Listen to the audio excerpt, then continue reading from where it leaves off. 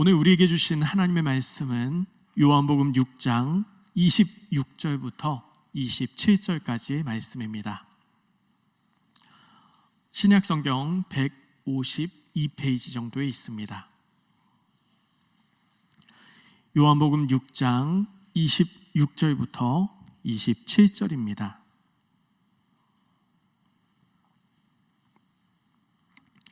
우리 한 목소리로 함께 읽겠습니다. 시작. 예수께서 대답하여 이르시되 내가 진실로 진실로 너희에게 이르노니 너희가 나를 찾는 까닭은 표적을 본 까닭이 아니요 떡을 먹고 배부른 까닭이로다. 썩을 양식을 위하여 일하지 말고 영생하도록 있는 양식을 위하여 하라.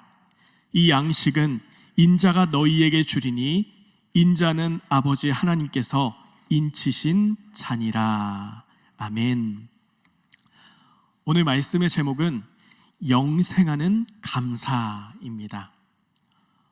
어느덧 한 해가 마무리되어지는 시점이 되었습니다. 여러분 어떤 마음으로 이 한 해를 보내고 계신가요? 우리는 어쩌면 상실의 시대를 살아가고 있는지 모릅니다. 분주하게 일하고 또 많은 것을 가지려 하지만 무언가 소중한 것, 중요한 것을 잃고 있는 이 시기가 아닌가 생각을 해봅니다.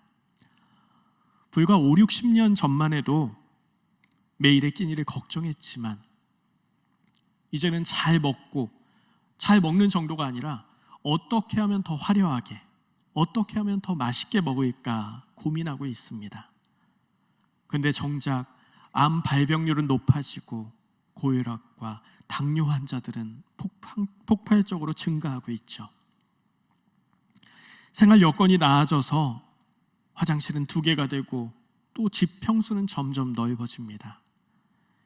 자녀에게 폭넓은 경험과 사교육을 충분히 시킬 수 있는 여건이 되었습니다. 그런데 가족의 정서 교류와 유대감은 더 멀어져서 대화가 통하지 않는 가족들이 늘어나고 있습니다.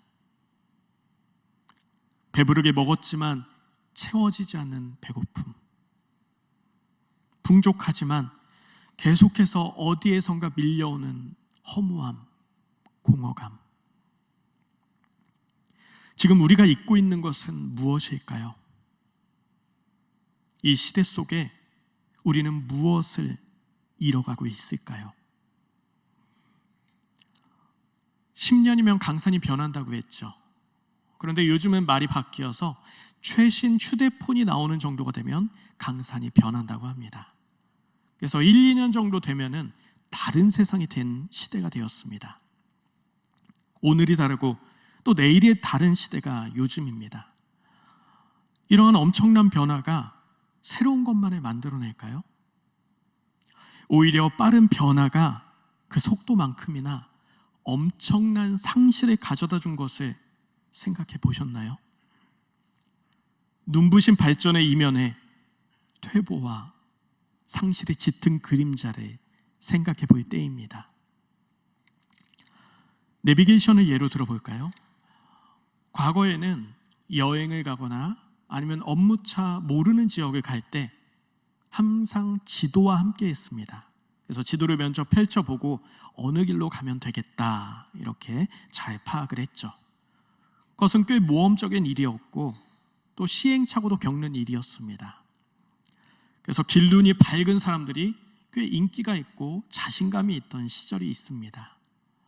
그런데 내비게이션이 발전하면서 이제는 더 이상 길을 가다가 창문을 내려서 저기요 길 좀 묻겠습니다 이런 장면이 사라진 시대가 되었습니다. 이제는 전국 어디를 가도 내가 여기 못 찾아가면 어떡하지? 이런 걱정을 하는 시대가 아닙니다. 그런데 내비를 켜고 아무 생각 없이 좌회전, 우회전 이렇게 따라가다가 갑자기 내비가 먹통이 된다. 그러면 그것만큼 당황스러운 일이 없습니다. 그래서 저는 길을 갈 때 내비를 2대 이상 틀고 다닙니다. 차량용 내비, 핸드폰 내비. 분명 몇 번 가본 곳이지만 이 내비게이션이 없으면은 그 길을 찾는 것조차 쉽지가 않습니다. 그만큼 우리의 길 인지 능력은 퇴보하고 있습니다. 이렇게 발전은 퇴보와 함께 짝을 이루고 또 얻는 것과 잃는 것은 한 쌍을 이룹니다. 우리의 신앙의 연차가 쌓이고 직분도 받게 됩니다. 연륜도 쌓이고 또 인생의 희노애락 속에 이제는 여유로움도 생깁니다. 그런데 사방이 적으로 둘러싸인 것 같고 별거 아닌 일에 걱정과 염려가 가득합니다. 걱정과 염려가 내 마음에 일어날 틈을 주지 않기 위해서 내 몸을 끊임없이 움직이고 무언가 일하고 또 누군가 항상 만나서 잠깐 동안의 평안을 의지합니다. 지금 내 중심에 이른 것은 무엇일까요? 그것은 감사가 상실된 시대를 우리가 살아가고 있습니다. 그러면 감사하지 못하는 이유는 무엇일까요? 무엇이 우리로부터 감사를 빼앗아가고 있을까요? 가장 먼저 떠오르는 것은 상실감과 패배감입니다. 나의 사랑하는 가족, 나의 사랑하는 연인이 갑자기 사고로 잃게 된다. 그러면 결코 감사할 수 없습니다. 또 나는 정말 열심히 일했는데 경쟁에서 패배해서 일자리를 잃었다. 조금 더 나아가서 난 정말 성실히 일했는데 상대방이 반칙을 해서 혹은 생각지 못한 억울한 누명을 써서 일을 잃어버렸다. 그러면 감사가 뭡니까? 그 평생의 울분과 괴로움과 그 화를 품고 살아가는 것이 우리네 인생입니다. 건강하던 사람이 갑자기 불치병 판정을 받아서 하루아침에 건강을 잃어간다. 그러면 그 또한 감사하기 어렵습니다. 상실이라는 것은 내 의지와 상관없이 잃어버리는 것인데 이런 경우에도 감사하기는 쉽지 않습니다. 이렇듯 상실과 패배감은 동서고금을 막론하고 감사를 막는 가장 큰 장애물 중 하나입니다. 그러면 내가 원하는 대로 된다면 어떨까요? 내가 준비한 만큼, 내가 이루고자 한 만큼 그것이 하나씩 다 이루어진다. 그러면 우린 감사하기 쉬울 것 같습니다. 그럼 감사할 수 있지. 그런데 이게 생각만큼 단순하지가 않습니다. 이를테면 이런 거죠. 요즘엔 능력주의와 개인주의가 굉장히 우선시되고 있습니다. 그런 것에 길들여져 있습니다. 모든 것이 자신이 잘난 만큼입니다. 내가 잘난 만큼 대우를 받고 인정을 받습니다. 그래서 내가 정상에 우뚝 선 것이 다른 사람의 희생과 또 헌신을 생각하지 않고 내 능력으로 했지, 내가 잘났으니까 이 정도 이루었지, 이렇게 생각을 합니다.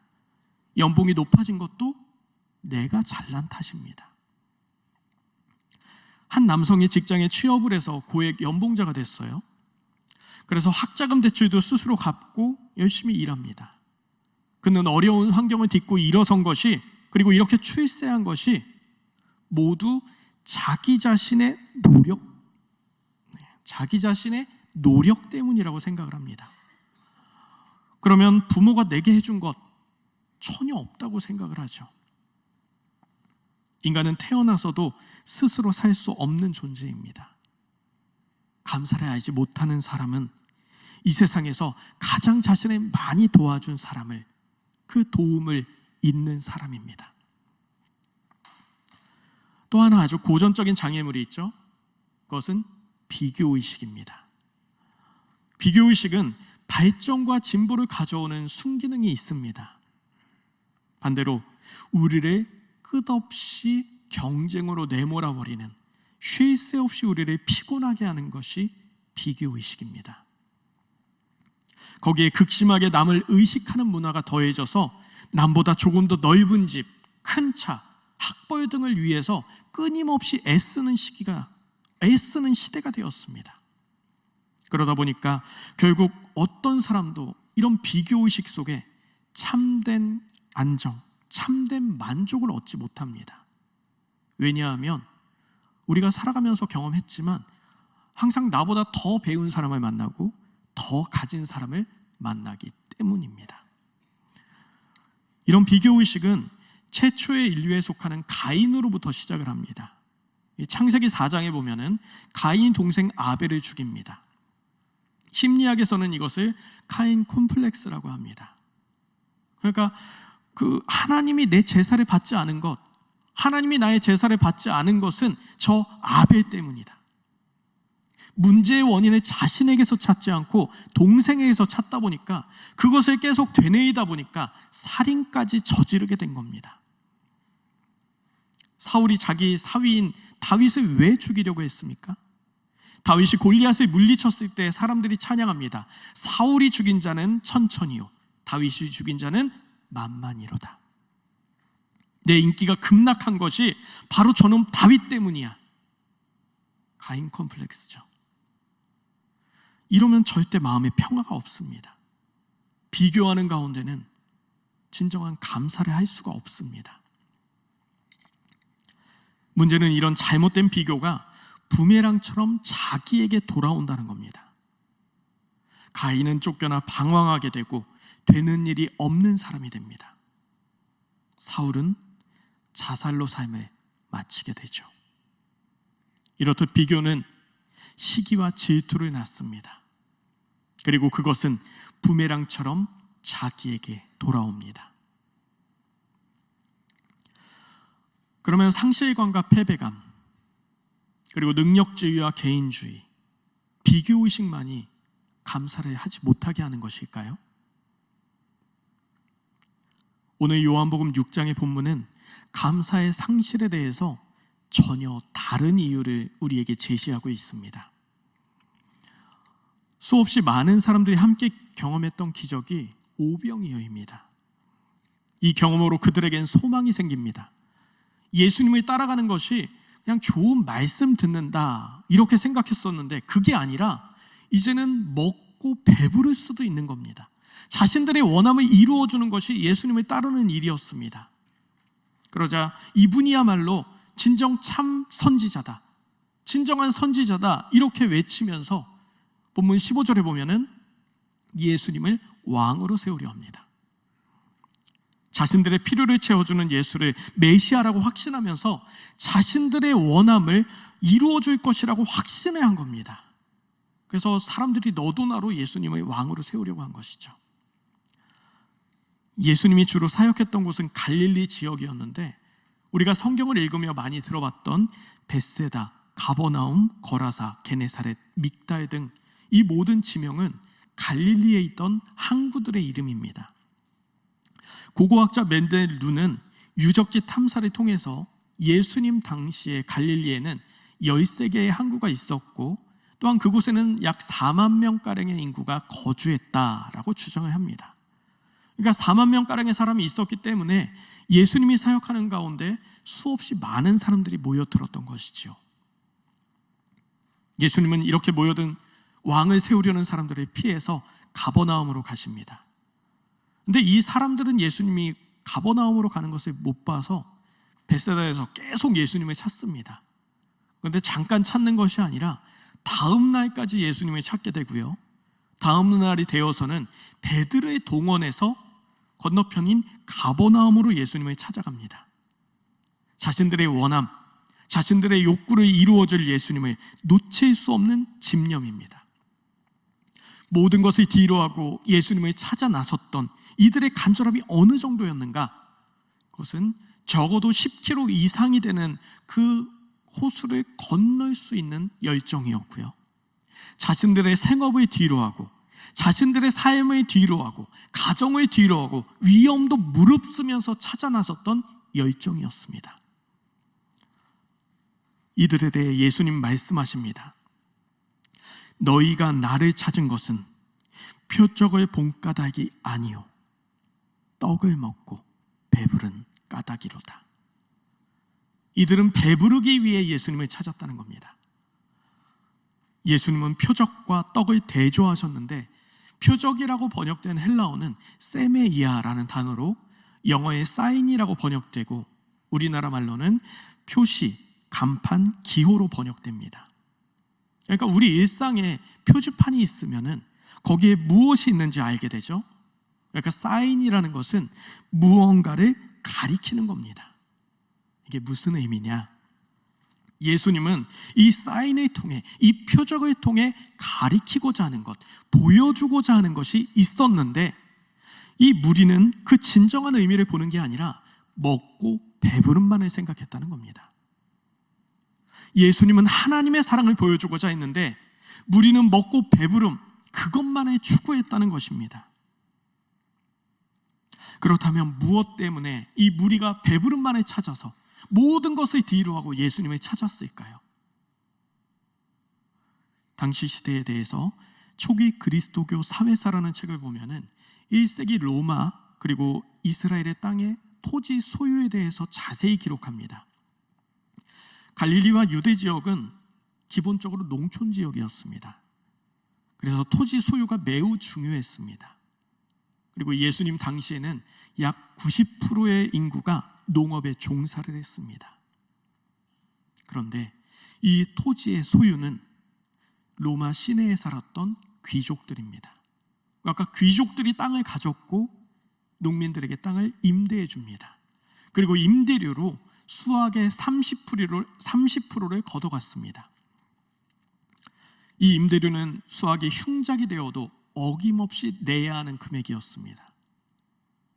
귀족들의 착취와 억압은 계속되었죠. 그러다 보니까 기근이나 가뭄이 들었을 때 농민들은 빚쟁이로 전락합니다.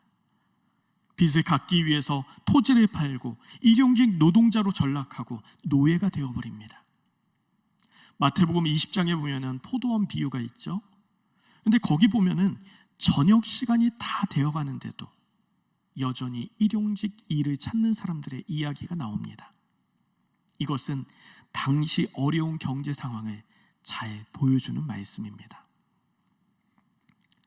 그들은 정말 배가 고팠습니다. 그러니 배고픈 그 가운데에 배불리 먹을 수 있다는 게 최고의 복이죠. 그래서 배고픔을 벗어날 수 있다는 것, 그게 그들에게는 가장 큰 복음이었습니다. 예수님은 그런 무리에게 찬물을 끼얹는 말을 하십니다.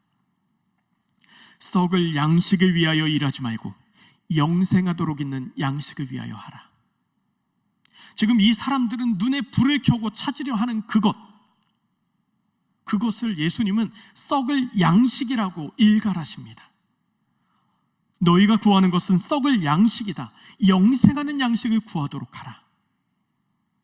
지금 당장 배가 고파서 양식이 없어서 허덕이는 사람들에게 보이지 않는 영생을 구하는 양식이라뇨.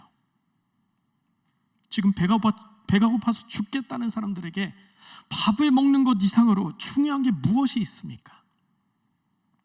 그러면 예수님이 무엇이 중요한지 몰라서 이러셨을까요? 우리는 성경을 그리고 하나님의 뜻을 이원론적으로 해석하는 것을 조심해야 합니다.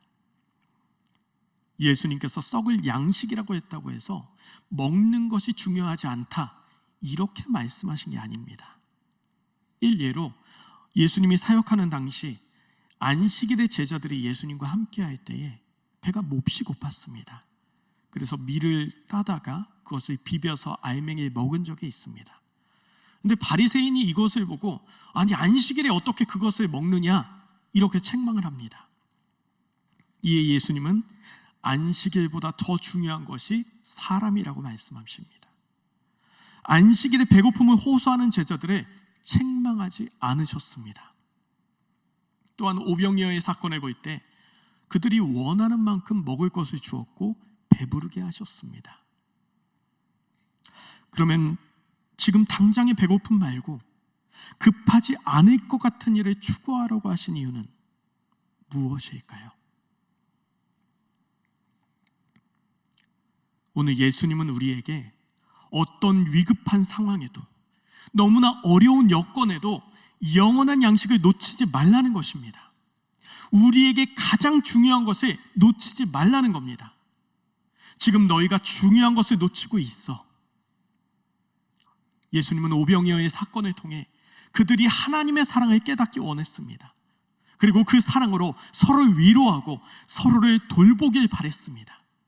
그런데 그들은 먹고 배부름만을 추구했습니다. 먹을 것을 해결해 주는 것만, 그 정도의 차원만을 갈망한 것입니다. 그러다 정말 소중한 것을 놓친 무리에게 예수님은 영생하는 양식을 찾으라고 하십니다. 영생은 유한과 반대되는 개념이죠. 영생하도록 있는 양식은 가장 근본적이고 원초적인 차원을 가리키는 것입니다. 이것은 지금 당장의 양식을 구하는 사람들에게는 결코 보이지 않는 것입니다. 그런데 이걸 놓치면 사람은 가장 소중한 것을 놓치고 가장 근본적인 것을 놓치게 됩니다. 아버지는 가출하고 어머니는 직장에 일하러 나간 상황 속에 동생들과 급식 카드로 끼니를 해결하는 그 고달프고 극심한 배고픔 가운데서도 극심한 생활고에 시달리며 줄줄이 책임져야 하는 가족들 앞에 나에게 왜 이런 짐이 지어졌는지 감당하기 어려운 현실 앞에서 삶을 애는 듯한 통증으로 하루하루 허덕이며 병마와 싸우는 가운데도 부모에게 버려지고 배우자에게 배신당하고 또한 친구에게 외면받는 관계의 어려움 속에서도 인생의 부와 명예와 권력을 위해 개처럼 달려온 인생의 허망함 앞에서도 예수님은 지금 말씀하십니다. 너 그런 상황 속에서도 태초로부터 시작된 창조주의 은혜를 생각할 수 있니? 내가 죽기까지 사랑한 그 사랑의 흔적을 잊지 않을 수 있니? 그 어떤 순간, 그 어느 곳에서도 우리의 근본, 하나님의 사랑, 예수 그리스도의 은혜를 기억하라. 그것을 놓치지 말라는 것입니다. 예수님이 말씀하신 영생하는 양식은 바로 이 근본적인 문제를 일깨워주는 것입니다. 이 차원을 알게 되면 정말 중요한 것이 무엇인지 알게 됩니다. 우리가 인생의 본질을 생각할 때 거기서 만나는 것이 감사입니다. 우리 믿는 사람들이 이 근본의 은혜를 생각할 때 감사하지 못할 것이 없습니다. 여호와는 나의 목자시니 내게 부족함이 없으리로다. 더 중요한 것, 영원한 것을 기억하면 모든 것이 새롭고 모든 것이 감사할 것들 뿐입니다. 나의 나된 것은 모든 것이 하나님의 은혜로 되었다는 것, 하나님의 은혜라는 감사입니다. 그 본질의 감사가 가득한 삶이 행복하고 또한 가장 큰 만족감으로 살아갈 수 있습니다. 그 은혜의 감사로 살아가는 이 자리에 함께한 우리 모두가 되길 주님의 이름으로 축원드립니다. 이 시간 말씀을 기억하며 기도하겠습니다. 주님, 이 시간 고백합니다. 나에게 가장 소중한 것은 하나님의 사랑, 예수 그리스도의 은혜입니다. 하나님의 자녀들의 평생에 가장 소중하고 중요한 것을 잃어버리지 않기 위해서 이 시간 주님의 이름 한번 부르고 통성으로 기도합니다.